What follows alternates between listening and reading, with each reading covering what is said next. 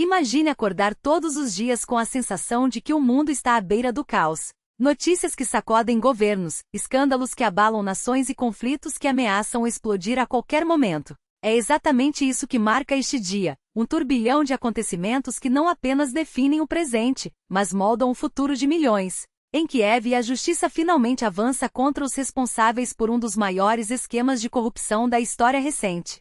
O caso Deli Midas, que já derrubou ministros e expôs uma rede de desvios bilionários, agora coloca na berlinda o ex-ministro da Justiça, Herman Oluchenko. Após uma investigação que revelou fraudes de mais de 100 milhões de dólares no setor energético, o governo ucraniano não teve escolha, ou agia com firmeza, ou traía a confiança de um povo já exausto pela guerra. Oluchenko, que antes ocupava o cargo de ministro da Energia, aceitou o afastamento temporário como um ato civilizado, prometendo se defender nos tribunais. Mas as palavras dele não apagam a realidade. Enquanto a Ucrânia luta para manter as luzes acesas sob bombardeios russos, alguns ainda encontravam tempo para encher os próprios bolsos. E falando em energia, a ministra Svetlana Grinchuk também não resistiu à pressão. Em uma declaração emocionada, ela negou qualquer irregularidade, mas a mensagem foi clara: em tempos de crise não há espaço para dúvidas. O presidente Zelensky, por sua vez, não mediu palavras. Transparência absoluta exigiu, apoiando as investigações e deixando claro que ninguém está acima da lei. Afinal, como justificar esquemas obscuros quando famílias passam noites inteiras no escuro, enquanto mísseis russos transformam usinas em alvos? Mas a corrupção não é o único fantasma que assombra a Ucrânia. A guerra na faixa de Gaza ameaça reacender com força total, e os Estados Unidos já admitem em voz baixa que o cessar-fogo está por um fio. O plano de paz, negociado a duras penas por americanos, israelenses, egípcios e catarenses, parecia a última esperança, até que o Hamas o rejeitou publicamente. Agora, autoridades americanas temem que tudo desmorone, como já aconteceu antes. E o pior, não há um plano B. Enquanto isso, Donald Trump, em um gesto que mistura política e lealdade, enviou uma carta ao presidente israelense Isaac Herzog pedindo a anistia de Benjamin Netanyahu. Para Trump, o processo contra o primeiro-ministro é uma perseguição política que desvia a atenção do que realmente importa: resgatar reféns e alcançar a paz. Mas será que o mundo está pronto para ouvir esse apelo?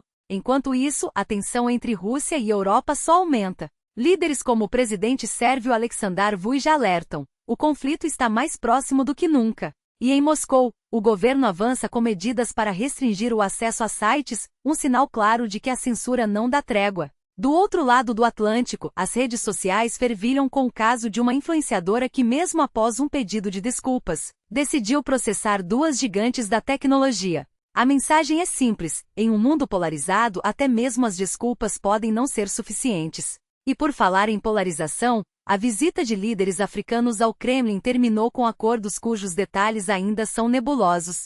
Enquanto isso, a natureza dá sinais de alerta: rios secando, poços esgotados, uma seca histórica que ameaça comunidades inteiras. Mas em meio a tantos desafios, uma coisa é certa: as decisões tomadas hoje definirão o amanhã. E você está preparado para acompanhar cada reviravolta? Porque, acredite, esta história está longe de acabar. Pedidos de clemência não bastam para apagar as manchas de um passado controverso.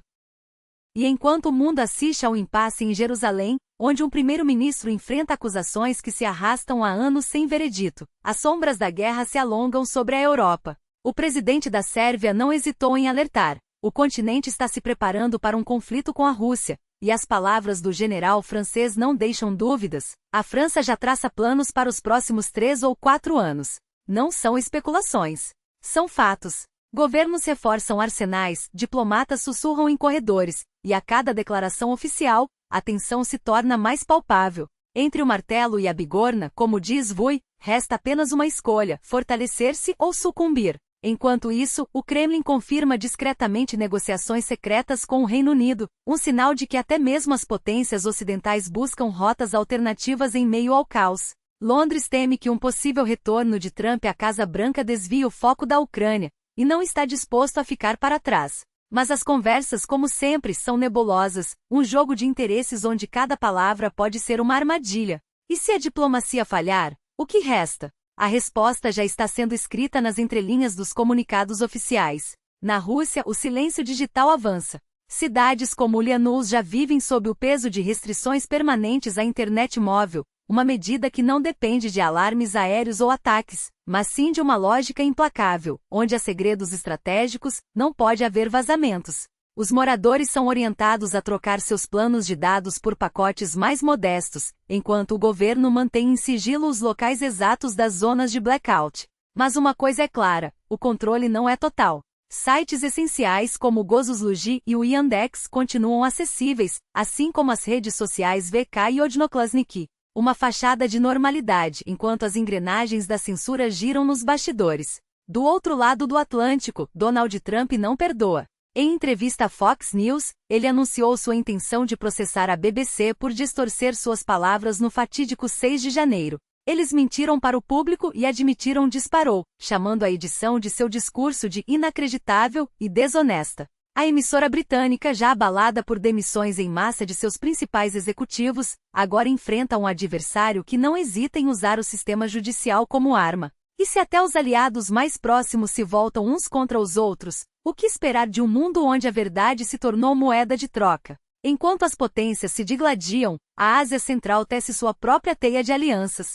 Rússia e Cazaquistão selaram acordos para fortalecer a cooperação energética, um movimento estratégico em meio às sanções ocidentais. Moscou precisa de rotas alternativas para seu petróleo. Astana, por sua vez, equilibra-se entre a dependência histórica do vizinho e a pressão para não se alinhar demais. O gasoduto que atravessa o território cazaque é uma artéria vital, e qualquer interrupção poderia desencadear uma crise regional. Mas por trás dos discursos de parceria, há um jogo de xadrez onde cada peça tem seu preço. E se a guerra e a diplomacia não bastassem, a natureza impõe sua própria sentença. O Irã enfrenta a pior crise hídrica em uma década, com Teherã à beira do colapso. Os reservatórios estão à míngua, os rios secaram, e as autoridades admitem, se as chuvas não voltarem, a capital, lar de 10 milhões de pessoas, pode se tornar inabitável. Não temos água, alertam, enquanto os cidadãos são instados a racionar o pouco que resta. Mas como sobreviver quando até as medidas de emergência soam como um adiamento do inevitável? Em um país onde a seca já secou 19 grandes represas, o futuro não é uma promessa, é uma contagem regressiva. E o relógio não para. Simplesmente não sobrará nada. O colapso hídrico já não é uma ameaça distante, é uma realidade que se arrasta há séculos, como se o tempo tivesse esquecido de trazer alívio.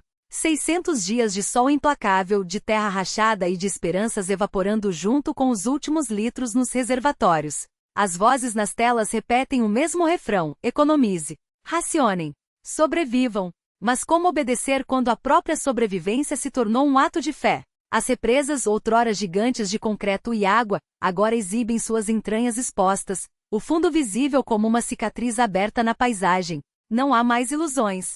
O que antes era abundância virou um deserto de lama seca, e cada gota que ainda pinga das torneiras é um milagre roubado do amanhã. As autoridades falam em soluções, mas o que oferecem são paliativos, baldes, torneiras fechadas, racionamentos que só adiam o inevitável. E enquanto o céu se recusa a responder, a população se agarra ao que resta: reservatórios domésticos, baldes, garrafas, qualquer recipiente capaz de guardar o pouco que ainda escorre. Porque quando a água for cortada, e ela será, esses serão os últimos refúgios. Não há mais margem para erros. Não há mais tempo para promessas vazias. O que resta é agir, estocar, preparar-se para o dia em que até o racionamento se tornar um luxo. A conta regressiva não espera. E você já fez a sua parte?